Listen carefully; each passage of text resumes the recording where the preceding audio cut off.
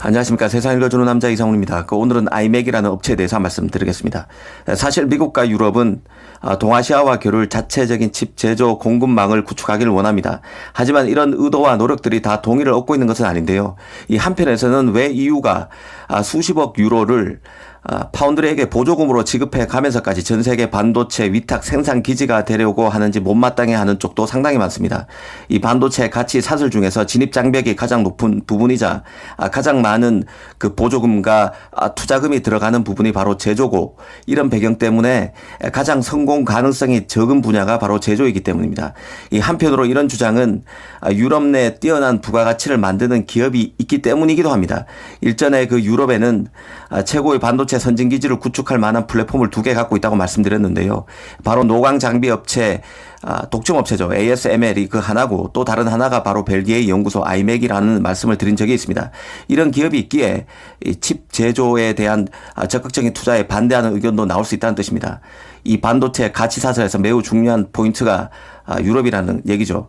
오늘 말씀드릴 업체는 바로 아이맥인데요. 이번에 그 이재용 부회장이 방문한 업체이기도 합니다. 이 아이맥은 TSMC, 삼성, 인텔 등이 이 반도체 시제품을 만들기 위해서 활용하는 연구소입니다. 이 부회장이 유럽 방문 직후에 기술이 중요하다는 점을 특별히 강조했는데요. 이 아이맥이 최근 벨기에에서 1나노 이하 로드맵을 공유했다는 점을 상기할 필요가 있습니다. 그 1나노 이하 로드맵은 TSMC, 인텔, 삼성은 물론 ASML과 같은 장비 업체와 협력해서 내놓는 것입니다. 2036년까지 로드맵을 내놨는데요. 이 TSMC로 치면 그 3나노까지 지속되는 표준 핀팻 트랜지스터에서 게이트 올 어라운드 공정, 그리고 포크시트 디자인 등 2나노 공정을 비롯해서 1나노 미만의 프로세스 노드를 다 포함시켰습니다. 이 칩 설계의 복잡성과 비용이 크게 증가하면서 제조도 표준화된 접근 방식이 점점 더 중요해지고 있습니다. 그 아이맥의 경우는 최신 프로세스에서 사용할 수 있는 신기술의 R&D를 위해서 인텔, TSMC, 삼성 등과 협력하고 있습니다.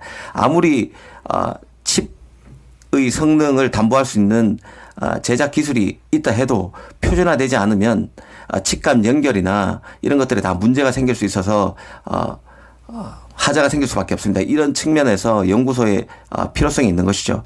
특히 ASML이 EUV 기술을 개척하는 데 결정적인 도움을 준 것도 바로 아이맥입니다.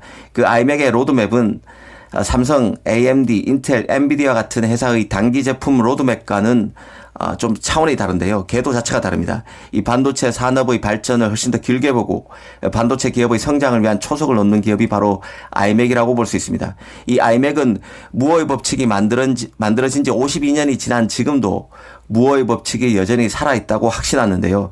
무어의 법칙은 바로 반도체에 직접 하는 트랜지스터의 수가 2년마다 2배로 증가한다는 것입니다. 그런데 이 무어의 법칙이 가능해지려면 결국 연구 개발을 통해서 난간을 돌파해야 하는데 이걸 아이맥이 하고 있습니다. 아이맥은 그 한계에 다다르고 있는 무어의 법칙을 계속 관철하기 위해서 장비 업체와 계속 R&D를 수행하고 있고, 또 칩 내 트랜지스터 구조도 계속 바꾸고 있습니다.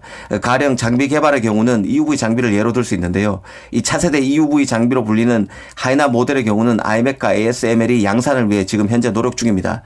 ASML은 내년인 2023년인 3년에 대당 4억 달러의 하이나 EUV 장비를 완성할 것이라고 밝힌 상태인데요.